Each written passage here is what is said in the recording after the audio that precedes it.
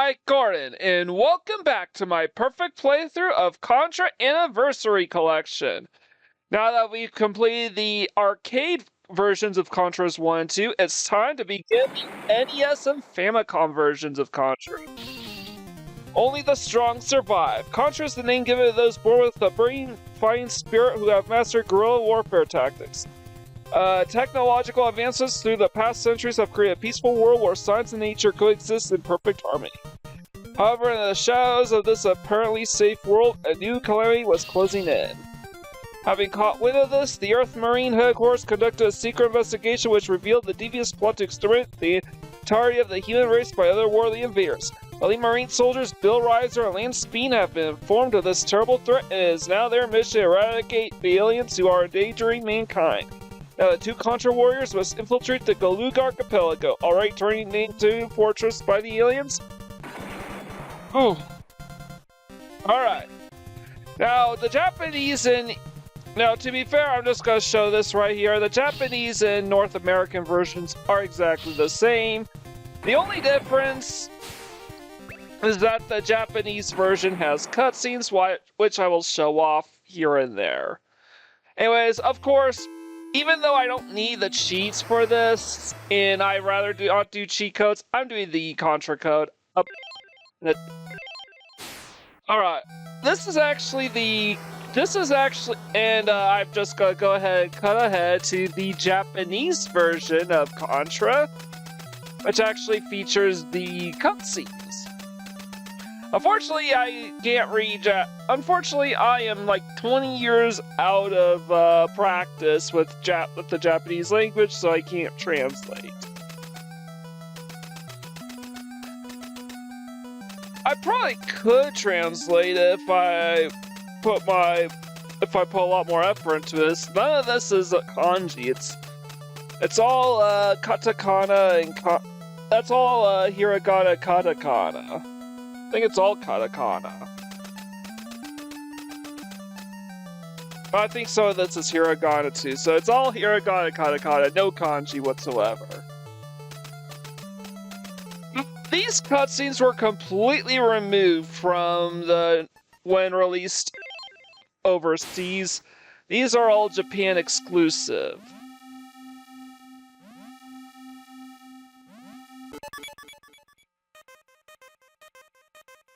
Yeah, the level selection in the Japanese version is also remarkably similar to that of Ghosts and Goblins. I've not played that game yet, but I have played Ghouls and Ghosts. Alright, so I'm taking some precautions for a couple reasons.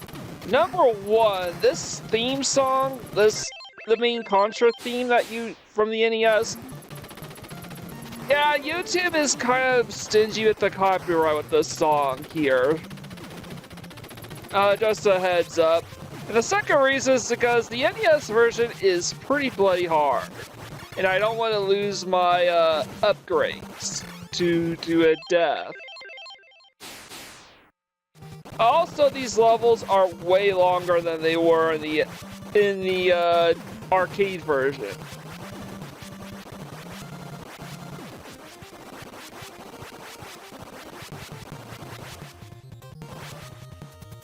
Alright, I just want to make sure that I still had the spread shot.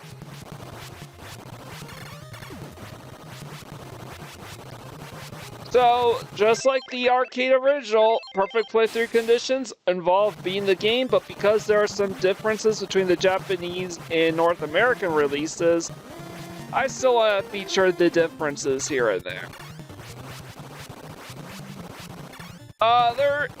There's also cutscenes for every level transition, but they are more or less exactly the same. So I'm only going to show the level transition once, and then I'm going to show the ending cutscenes, which has some differences too.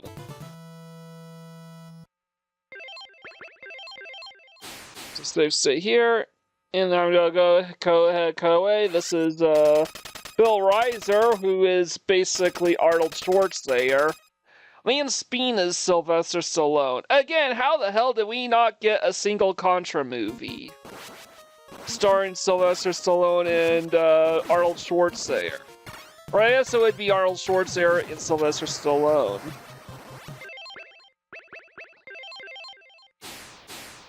So I'm just taking precautions during these transitions.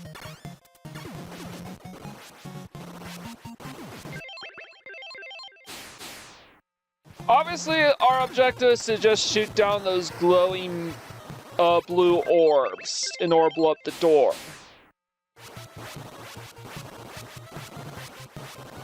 So I'm just gonna stay down here, duck, and remain ducking. The enemies and the turrets won't be able to hit you when you duck.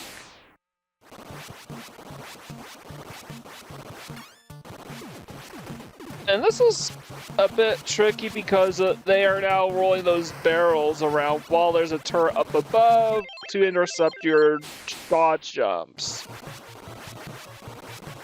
Luckily here, we should be pretty good. If we have to, we'll just duck.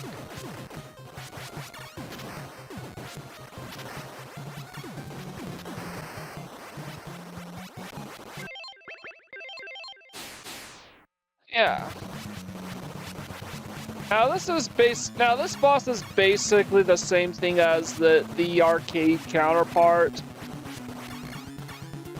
Basically, we want to take out the turrets first before we take out all the glowing red orb things, because that will summon the boss. Alright, the turrets are gone now, we can take on the boss. Just shoot. And this time we actually do need to follow him because he shoots those projectiles everywhere. And they have pretty massive hitboxes. So, yeah, still pretty easy. Did not really need to worry about save stating here all that much. And stage 3 is the waterfall. This time, it is much longer than the arcade counterpart. Yeah, it's kind of weird. There are more levels, and the levels that we do get from the arcade version are made longer. Except for levels 2 and 4, they are truncated a bit due to technical difficulties.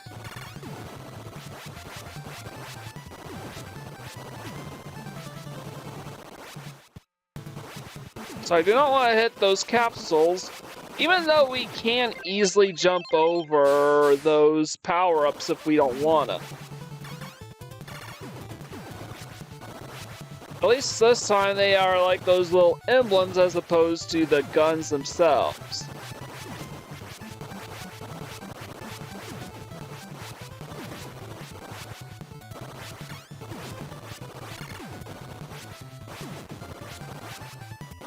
I want to make sure to take out the turret. Oh, dodge, miss the platform. Alright, so you might be wondering, why am I just spamming save states all the time? This is because this collection does not have rewind. So yeah, I have a lot of retro collections for the Nintendo Switch. They all have rewind features as well as save states, except of course the Contra Anniversary Collection. To be fair, Konami did not really put this together. They just gave the okay to another studio who emulated these over and to emulate in this collection. Compliments of limited run games.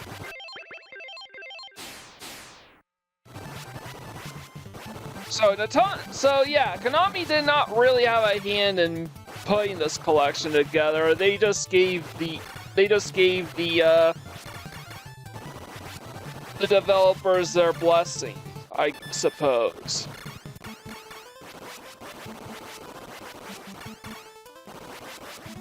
And because this was, by all intents and purposes, an independently compiled collection. Alright, took out the arms, now I just have to aim for the mouth, dodge the projectiles because they can't be destroyed. Yeah. But because this was independently made, there is no rewind feature. So stage 4, which is basically the sister stage as stage 2, but way, way harder. As now, there are a bunch of crazy shenanigans to make blowing up those glowing blue orbs a lot harder. Sometimes you have to blow up multiple of them, like here. Actually, they're not blue orbs anymore, they're red orbs now.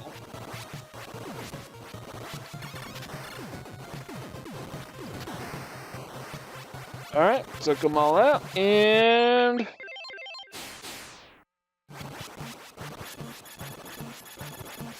Alright, this is definitely where things get pretty tricky. Once you dodge, jump over the barrels, you're basically home free. Alright, good. We can pretty much focus on just duck and shoot, which is pretty easy. Okay, yep.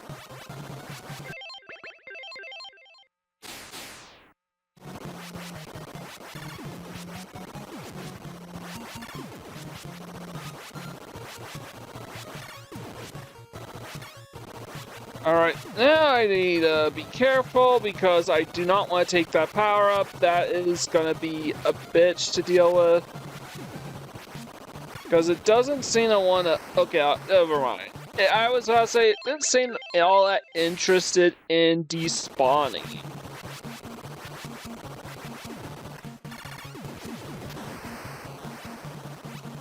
Alright, good.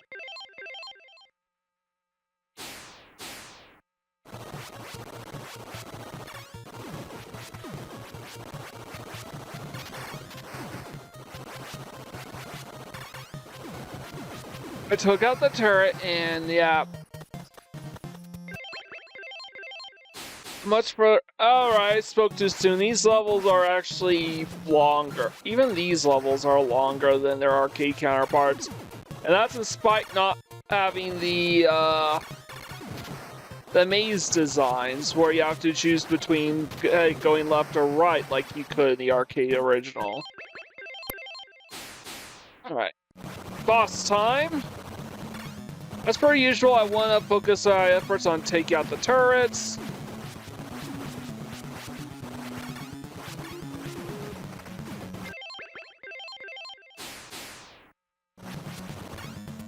Alright. Alright, good. We took out the turrets, and that sound means we got ourselves an extra life. Of course, we already have the 30 lives code. We have the Konami Code, so we're good on lives. I really only input the Konami Code just because it's, you know, it's Contra. I know it technically doesn't fall in line with the perfect playthrough conditions or anything like that, but come on. You got, similar to suplexing the train in Final Fantasy VI, you gotta put in the Konami Code, even if you can beat this game blindfold. And on one life. Sorry, you just have to do the Konami Code. Even if you don't need it. And most people would probably need the 30 lives code just to make it through the entire game. Because now this is where it gets really tough. Now, unlike the arcade originals, level 5 has been split up into 4 separate levels. So we are now going through the first of these 4 levels, which is the snowfields. In the arcade original, for those of you who remember my coverage of Contra on the arcade, level 5 basically is just one endlessly scrolling stream until you reach the final boss. With the environment changing in between. But the NES can handle that, so instead...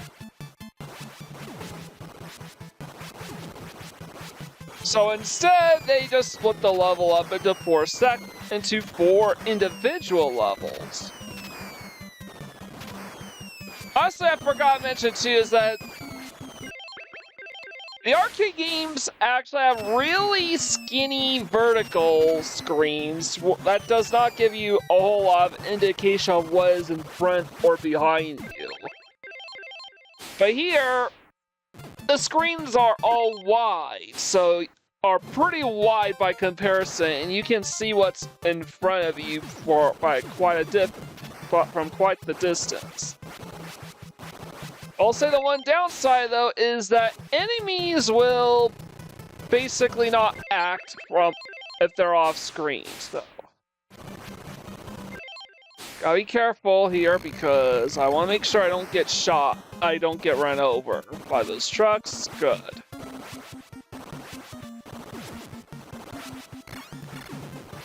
Alright.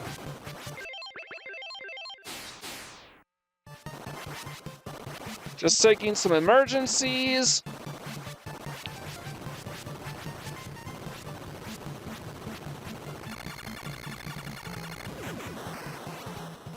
I'll definitely say though that an argument could be made that the NES version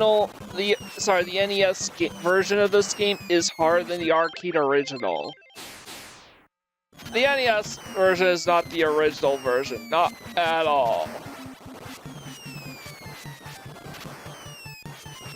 But it is better than the arcade game. The arcade game just lags all the time.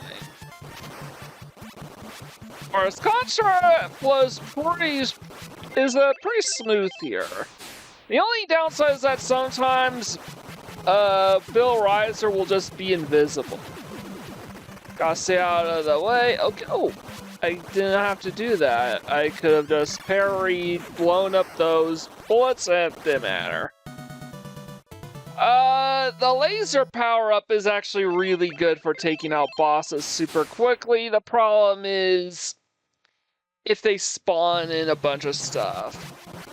Spreader up close will still get the job done pretty quickly though.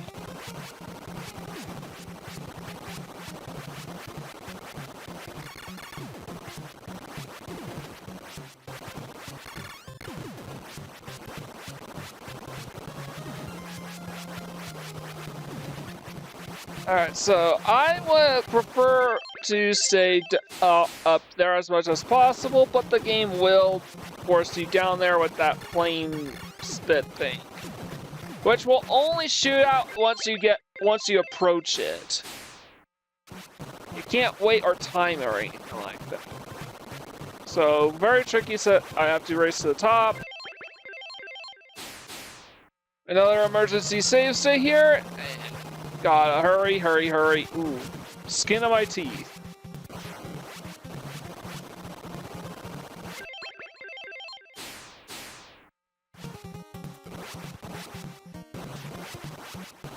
Alright, so yeah, those flame spurts have very, very low cooldown and will basically fire another one as soon as you get close to them.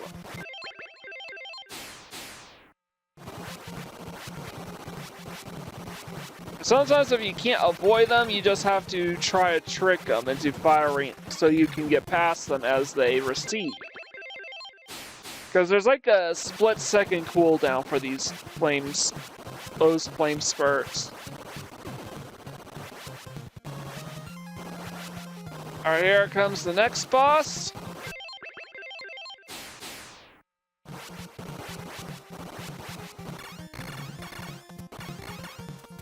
Oh, very difficult to evade this guy, especially if he's not jumping. As his hitbox is huge, but not overbearing. Alright, good. We made it through the penultimate level, which is the hangar, which in the original arcade game was technically the second half of part 2, because it's all like factory stuff still. But with new obstacles for us to get past. I'll let this power up pass, so I don't have to worry about it. Alright, we're from go down, and ooh. Definitely a good place to stay here.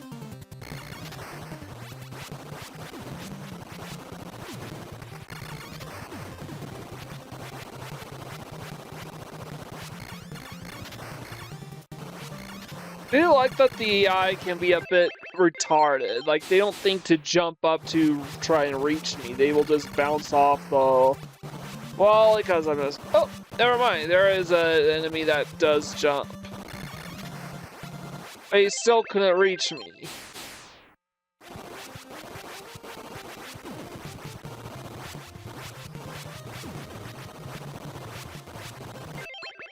Alright.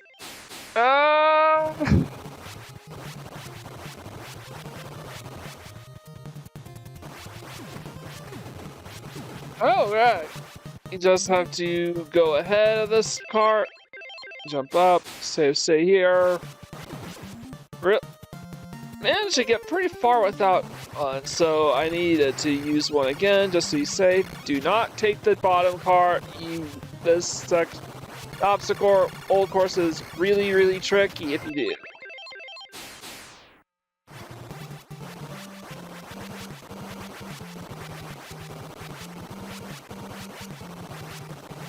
Well, even not even this is the penultimate level, this is also the last time we will be facing humans for the rest of this game.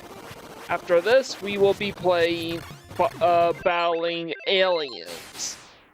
Like the ones taken straight out of, like, the Alien, Ridley Scott's Alien, or, John Carpenter's The Thing.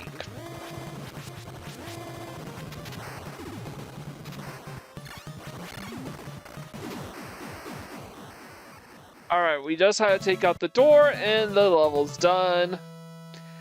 Final level time! The alien's lair. They are the ones who have completely brainwashed and enslaved the people we have killed, so it's time for us to take them out. No more humans, it's all aliens now. Yeah, I just wanted those power-ups to pass me by. This section should be pretty straightforward.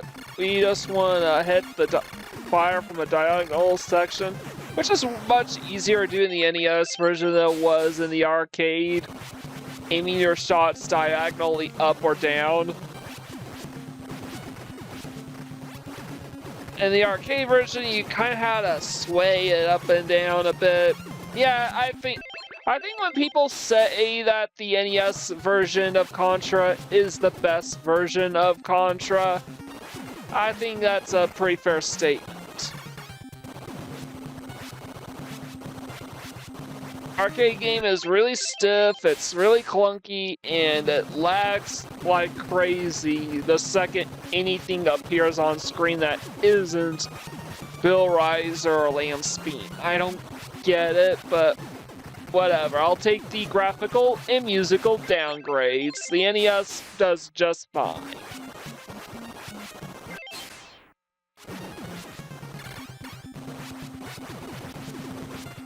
Look, yeah, even though I did not get this collection for these games, I still thought this would be a good way to shortcut through all the games in the series, because the Contra games are terrific games on NES and SNES, and I've never played Contra Hardcore. That's the game I wanted to play. And that's the game that people have been requesting me to play for quite a few years now, at least since 2023, if not 2022. Alright, and I also get to make up for lost time by covering some NES games, yay! I want to only take out the face hugger pods down below, otherwise I'm just gonna focus on the heart. A lot easier to dodge two respawning face huggers. When you know exactly where they're coming from, and you also have to fire up. That's it. We defeat the final boss and have defeated Contra. We have one more Japan exclusive cutscene to cut to. This is Bill Riser escaping back to the helicopter. You would not see this in the North American version or even the PAL version. I believe PAL, they're all robots. and have been and have their name changed to Probotector. But the NES Probotector games are not a part of this collection, unfortunately. Anyways, congratulations, you've destroyed the Vile Red Falcon and saved the universe. Consider yourself a hero. Have a cookie. Oh, really? Don't mind if I do. Well, I personally prefer sandwiches. I'll probably go out and eat one. Contra for NES, yeah, it's one of my top 10 NES games. Konami was absolutely cooking on NES. Like, all three Castlevania games, and spoiler alert, both Contra games too, are in my top 10 list, my list of 10 favorite NES games. So that's great. Alright. It is silky smooth controls, it aims right, there's basically no slowdown whatsoever. I think the only downside, at least with the Anniversary Collection, is that it doesn't show when you play the game, but in recording, it's like your character flickers so fast that they become invisible and you can't see anything. But that's not really a fault of the gameplay. It's about as close. Playing the game itself, though, is about as close to a flaw of this game. Maybe not my favorite game, though, but that's... Next time we are taking on Super C on NES. Like, comment, share, and subscribe. I greatly appreciate it. Mike Gorin, sign out.